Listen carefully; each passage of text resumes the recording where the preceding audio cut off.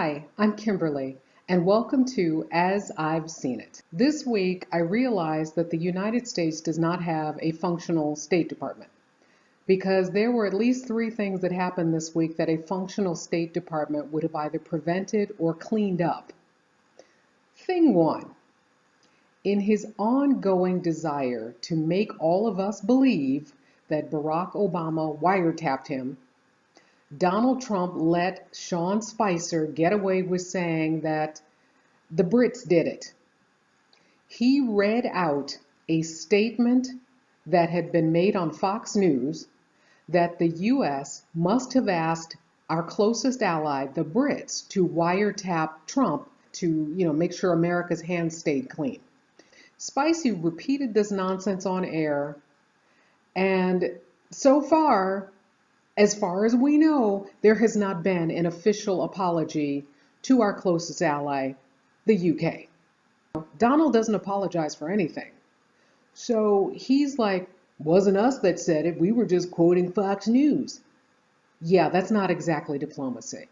A State Department would have prevented photos like this. I love the fact that Angela Merkel is looking at Donald Trump like he's a child she's trying to potty train. The internet had a good time with that photo. He ignored the reporters and photographers in the room who asked him to shake hands with her. Trump does know how to shake hands. He shook hands with Shinzo Abe. He shook hands with Justin Trudeau. He was practically skipping down the colonnade with Theresa May. And then during the press conference that followed, not only did he call a German news organization fake news for questioning him about Obama's wiretap, he tried to make a joke about it and say, oh, well, both of us were tapped by Obama. Look at her face. She is not playing. And someone needed to tell him that Germany is a close ally of the United States. We know the man is not charming, so we know that he and Merkel were not going to have the same relationship that she had with Barack Obama.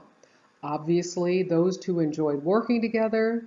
They seemed to get along well. Even if they disagreed, they knew that they could count at each other to have each other's back. And I had to throw in this photo just because the First Lady looks amazing. And Barack Obama's not the only president to get along well with Angela Merkel. George Bush got along well with Angela Merkel. Yes, there was that time he tried to grab her by the shoulders and she didn't appreciate that. Can't say I blame her. But they still managed to work together. They had a cordial relationship. And if the president isn't capable of working with foreign leaders, guess what? That's where the Secretary of State comes in as your backup. And several of our secretaries of state have gotten along well with Angela Merkel, from Colin Powell to Condoleezza Rice to Hillary Clinton to John Kerry. But we can't count on that kind of diplomacy right now because the US doesn't have a real Secretary of State. And how do we know this? Because Rex Tillerson refused to take the press pool with him on the big plane as he went to Asia. He took one reporter from an online news agency that's only been in existence for the last 4 years, and she's worked there for fewer than 2 months. Yeah.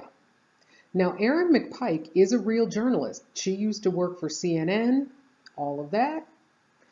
But her organization she works for now, not known for its foreign policy. But Rex Tillerson picked her to go on the press plane.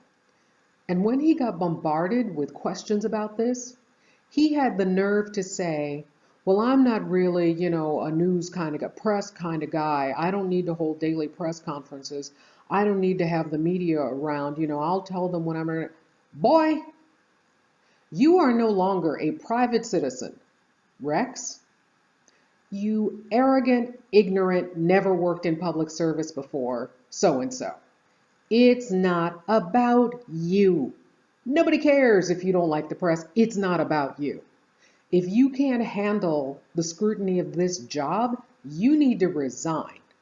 And by the way, that plane is ours. You didn't pay for it, we did. So unless you start taking an Exxon plane, you need to get with the program. So he flies out last Tuesday with Aaron on board and no other reporters, and Aaron doesn't bother to write or tweet a damn thing.